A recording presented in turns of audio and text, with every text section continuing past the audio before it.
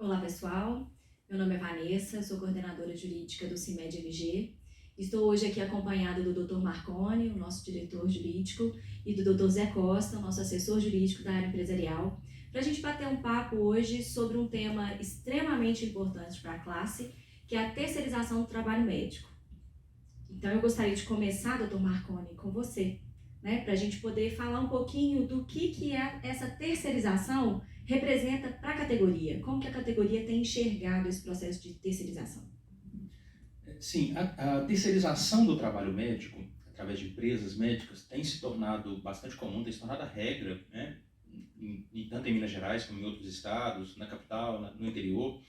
E é legítimo, é legal, é muito bem regulamentado, né, na legislação. O que a gente tem que tomar cuidado é porque é uma forma nova de atuar e que cria dúvidas e abre espaço para dificuldades, para erros e eventualmente para incidentes jurídicos para o profissional. E bom, Zé Costa, a contratação do profissional médico via PJ, como que ela funciona? Um abraço para todos, né, que nos assistem. Como disse o Dr. Marconi, de fato é um instituto hoje que já não gera as mesmas discussões e polêmicas que gerava no passado recente. A terceirização é lícita de qualquer atividade, das atividades fins e particularmente na atividade médica, perfeitamente legal. A questão é sabermos como isso se implementa na prática, não é? Para não confundirmos terceirização, propriamente dita, como uma pejotização, que nós vamos ver a seguir aí traz inúmeros problemas e reflexos para o trabalho médico. O que ocorre na terceirização? Ela é eminentemente uma relação jurídica de natureza contratual. Não há nenhum vínculo empregatício, muito antes pelo contrário, não há nenhum vínculo de qualquer outra natureza entre médico e quem o contrata.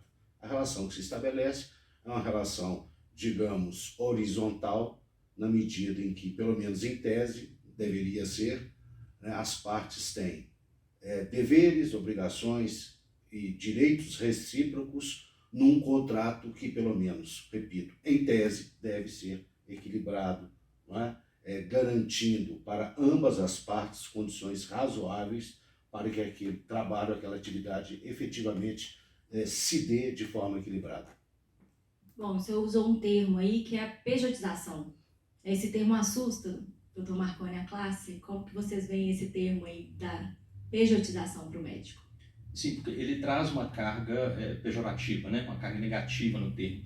Porque realmente, como o Zé Costa comentou, a gente espera que seja uma relação leal, contratual, mas o que a gente encontra na prática, na maioria das vezes, na realidade do trabalho médico, é uma relação de trabalho em que o médico prestador de serviço vende sua força de trabalho para um tomador de serviço, uma relação muitas vezes muito parecida com a relação de emprego, com uma assimetria nítida, porque o médico precisa se submeter àquele regramento para poder ter trabalho e ter rentabilidade, rendimentos para a sua família.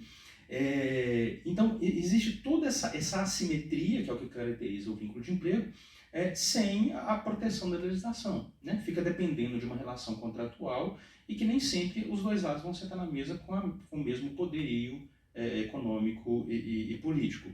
Então, o que a gente encontra muitas das vezes é o vínculo contratual, o vínculo de empresa médica de PJ sendo usado como subterfúgio para renúncia fiscal, como no caso das terceirizações, agora que estão em voga no serviço público, como um artifício mesmo do gestor público de se desviar daqueles compromissos constitucionais que ele tem com transparência, com impessoalidade, e aí o profissional médico acaba se vendo vítima dessas circunstâncias, né, em que o gestor se beneficia muito desse tipo de vínculo, mas o trabalhador nem tanto. É a esse tipo de situação, né, com prejuízo ao trabalhador, ao prestador de serviço médico, que a gente chama pejorativamente de pejotização.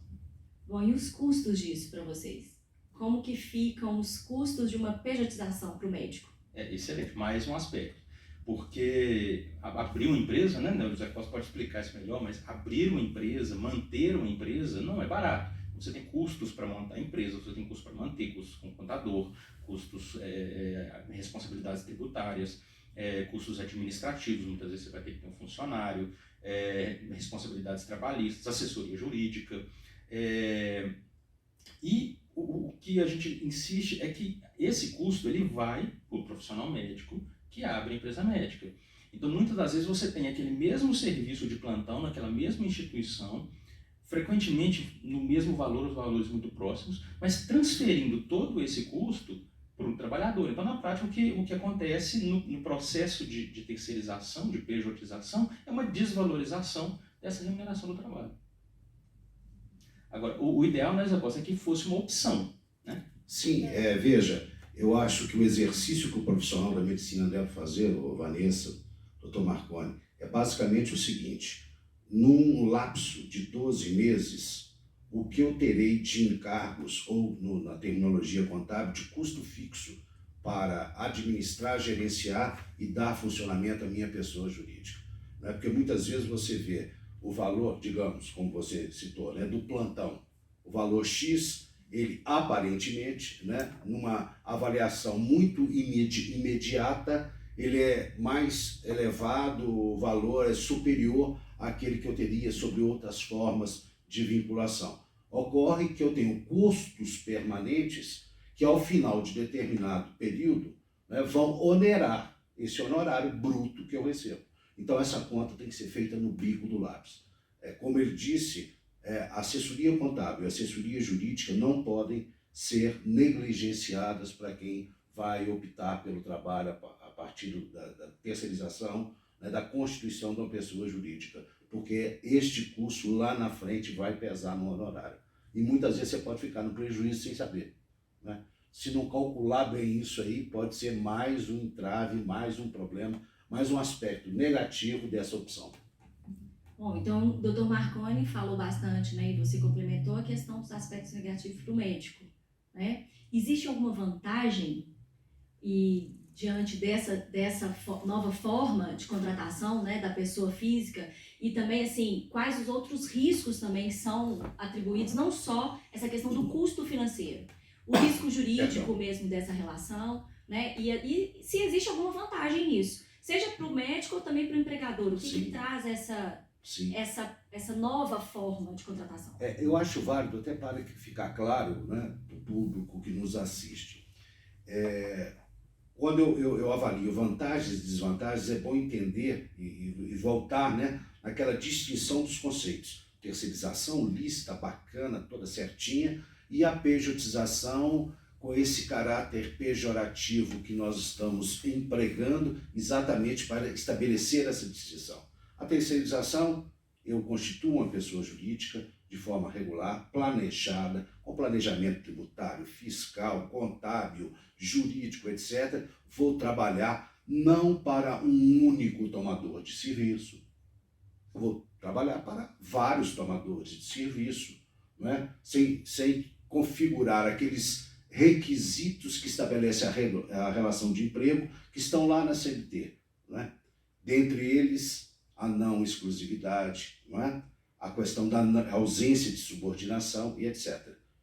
Salvo o contrário, vai haver a configuração da relação de emprego. Bom, então, se eu levo em conta o Instituto de forma regular a terceirização, eu ainda assim tenho os problemas inerentes a ela. Não é? A pejotização, como algo irregular, como algo mal feito, mais ainda. Considerando apenas o fenômeno como correto, né, a aplicação correta da terceirização, eu tenho vantagens, em tese, pelo menos em tese, eu tenho maior flexibilidade, né, na prestação de serviço quanto a horários, escalas, não é? Porque isso eu posso estabelecer de forma contratual sem aqueles entraves que a legislação me impõe, tanto na relação de emprego da CLT, quanto nos vínculos de servidor público em geral.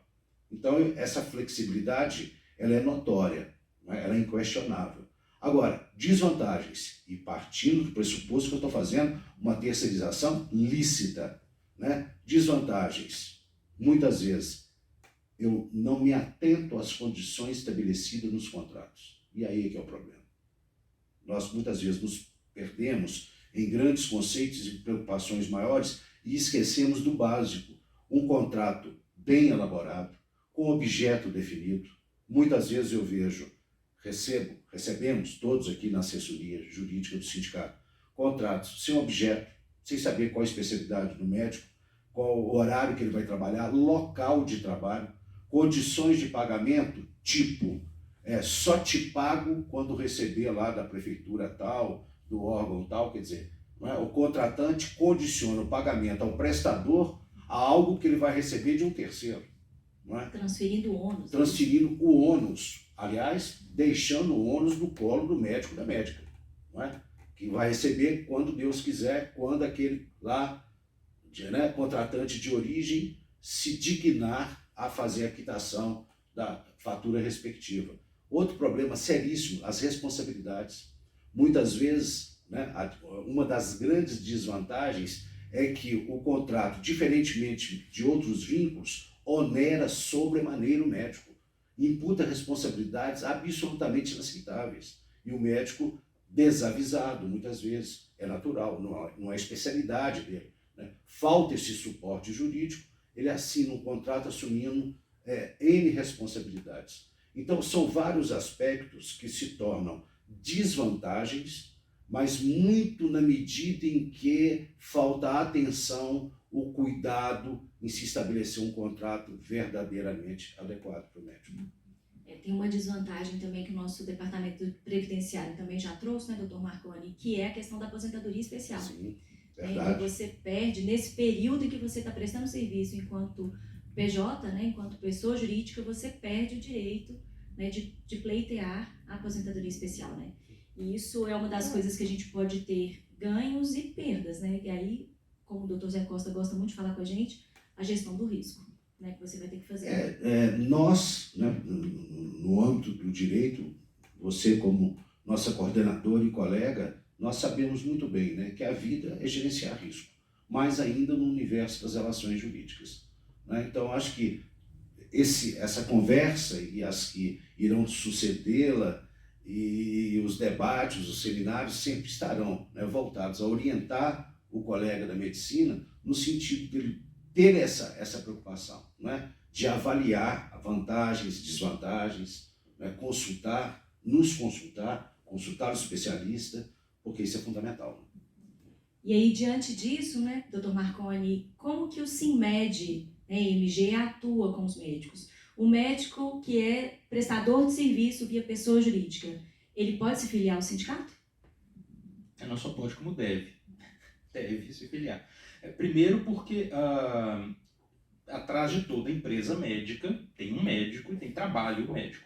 E o Sindicato dos Médicos de Minas Gerais vai atuar com todos os instrumentos possíveis, jurídicos, políticos, para defender o trabalho médico, em qualquer que seja a situação, em qualquer que seja o vínculo.